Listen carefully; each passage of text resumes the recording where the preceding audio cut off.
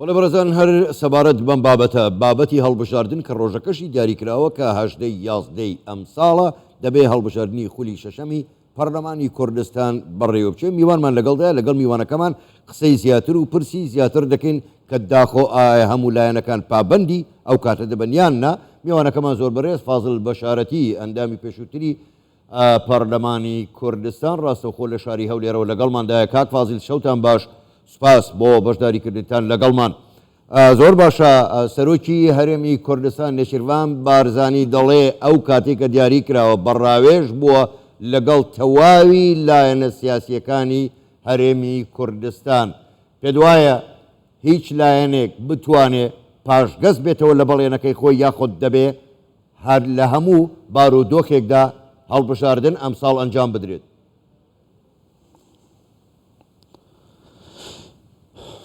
بەناوی خۆی گەورە و میهرەبان بەڵێ زۆر سپاس بۆ بینەرانی بەڕێزی ئەم بەرنامەی لە کەناڵ 24. من هیواخوازم هەموو لاولایەنە سیاسی کوردستانیەکان بە بەیاننامەیەکی ڕسمی حیزبەکانیان پێشوازی لەم بڕیارەی بەڕێز جەنابی سەرۆکی هەرێمی کوردستان کاک نێچیروان بارزانی بکەن بۆ هەڵبژاردننی ئەم ساڵ کە 11 دیاری کراوە. من پێم وایە ئەم بڕیارێکی یەکجار گرنگە و خزمەتەکە بە پرۆسەی سیاسی لە هەرێمی کوردستان و خزمەت بە تەواوی حیزبە سیاسیەکانەکە لە هەرێمی کوردستانە و دەتوانم بڵێم سنووریش دانێ بۆ هەموو گلەی و گازندەی کە لە هەرێمی کوردستاندا حیزبەکان هەیەە و هیوادارم حیزبەکان پێشوازی لە بڕیارەکە بکەن و ئامادەی خۆیان نیشان بدەن چی لە بەرامبەر دەنگدەرانی خۆیان و لە بەرامبەر سەرۆکایەتی هەرێمی کوردستان بۆ ئەوەی ئەم ساڵ بتوانرێت لە 11 هەڵبژاردننی پەرلەمانی خولی پێنجەمی کوردستان ئەنجام شەشەم. بەڵێ باش کاک فازیل، بەڵێ کاک فازیل، ینی ئەگەر هاتوو تۆ وتت هیوادارم هەموو لایەنەکان بە بەیاننامەیەک پشتیوانی خۆیان بۆ ئەو ڕۆژە بۆ هەڵبژاردنەکە دیاری بکەن. بەڵام پرسیارەکە ئەمەیە، ئایا لایەنێکی سیاسی لە هەرێمی کوردستان ئەگەر هاتوو جا ئەو لایەنە سیاسی هەر لایەنێک بێ پاشگەز بۆ لەو بەڵێنە یاخود نەیویست بەشدار بێ لە هەڵبژاردن، بەڕای ئێوە هەڵبژاردن هەر دەبێ ئەنجام بدرێیان نا؟ بە بڕوای من هەر لایەنێکی سیاسی لە هەرێمی کوردستان بیەوێ حجە بدۆزێت یا بڕیارەی سەرۆکایەتی هەرێمی کوردستان پەردە ئەوە دژایەتیکردنی خواستی خەڵکی کوردستان و دژایەتیکردنی بەرژەوەندیەکانی خەڵکی کوردستانە، چونکە مەسەلەی هەڵبژاردن بووەتە یعنی حاڵەتێکی فەرزی لەسەر حیزبە سیاسیەکان لە ناو هەرێمی کوردستانە، چونکە من پێم وایە ئێستاکێ زۆربەی حیزبەکان گلەی و گازندەیان هەیە لە هەرێمی کوردستانە. بۆیە چونکە ساڵی ڕابردوویش جەنابی سەرۆکی هەرێمی کوردستان بڕیاری مەسوومی دەرکرد بۆ هەڵبژاردن کە لە 1 ساڵی 2022 هەڵبژاردن بکرێ، بەداخەوە کۆمەڵێک مبەڕیڕاتی نادروست و ناشەرعی هێنرایە بەردەم ئەو بڕیارە و هەڵبژاردن نەکرا. بۆیە ئەم ساڵ لە ئێستاوە پێویستە حیزبەکان ئامادەیان هەبێ، چونکە هیچ مبەڕیڕێک نابێ ببێتە سەبەبی ئەوەی کەوا هەڵبژاردن لە هەرێمی کوردستانە نەکرێ. ئەگەر لایەنێک حەق بەخۆی بدا بێ ئەرقەلە دروستکە بۆ مەسەلەی هەڵبژاردننی ئەم ساڵی 11 بەڕاستیەکەی ئەبێت تێگرای لایەنەکان و خەڵکە سیاسیەکان چاودێرێنی سیاسی هەموو ئەحزابە سیاسیەکان بێنە سەرخەت لەگەڵی، چووکە بەڕاستیەکەی نابێ هیچ لایەنێک حەق بەخۆی بدا ئەرقەلە لە بەردەم هەڵبژاردننی ئەم ساڵی 11 دروست بکرێت، چووکە ئەوە بەرژەوەندی تێگرای پرۆسە سیاسیەکە و خەڵکی کوردستان و حیزبە سیاسیەکانیشی تێدایە. کێکی فازلنەها هەروەها ئاستا ناودەولەتی دەژی نەتەوەین یەکگرتی سازی ناودەولەتی هەر بدوخوازن و هەڵبژاردنین هەرێما کوردستانی ئەنجام بدن ئیساڵ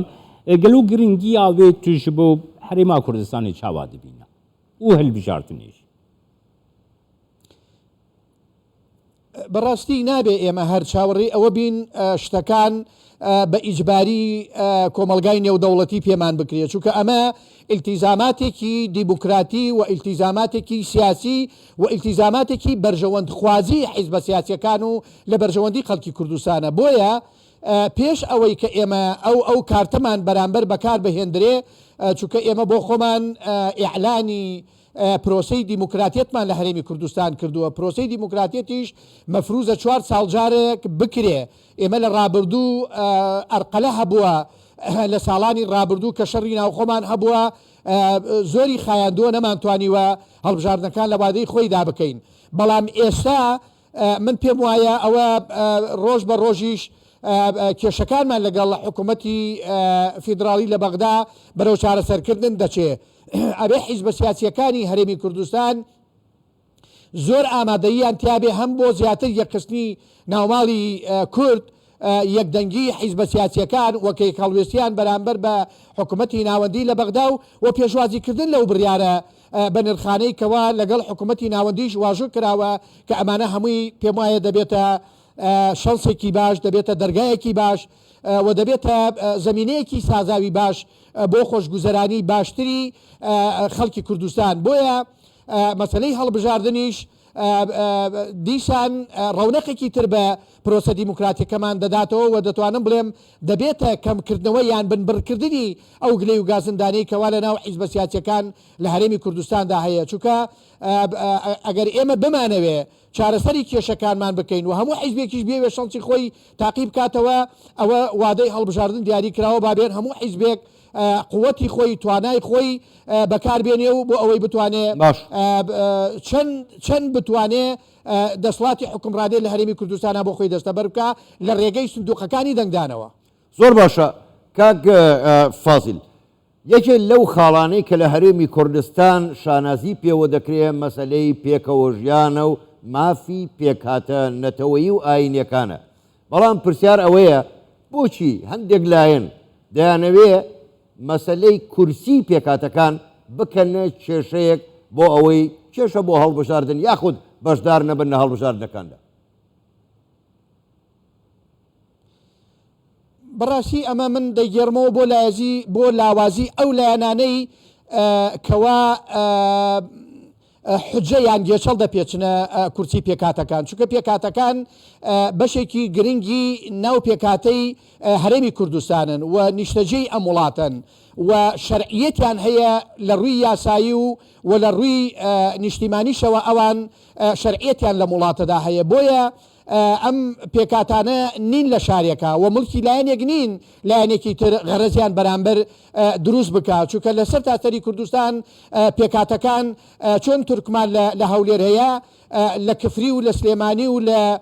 لە کەرکوک و لە باقی جێگاکانی تریش هەن بە هەمان شێوە کلد و ئاشوریش لە باقی شوێن و شارەکانی تری ئەرێمی کوردستاندا هەیە بۆیە من پێم وایە دەبێ هەموو لایەنەکان پشتگیری لە پێکاتەکانی تری هەرێمی کوردستان بکە چونکە ئەمانە لە حقیقەتە دەتوانم بڵێم ڕەونەقێکی جوانیان بە شێوازی ژیان لە هەرێمی کوردستان و لەگەڵ پێکاتەکانی تر و لەگەڵ نەتەوەی کورد لە هەرێمی کوردستانداداوە و ئێمەش لە هەرێمی کوردستان وەکو حیزبە سیاسیە کوردیەکان ئەمە یەکێکە لە شانیازیەکانمان کە ئێمە توانیومانە تا ئێستا کە ژیانێکی تەندروستانەی سەرکەوتوانە لەگەڵ باقی پێکاتەکان و مەزەبەکانی تر لە هەرێمی کوردستانە بەبێ گرفت بەرینە سەر gelek spas بۆ تەکێکی فازل بەشارەتی ئەندامی پێشتر پارلەمەنتوی یاو کوردستانیش هەولێرێ gelmem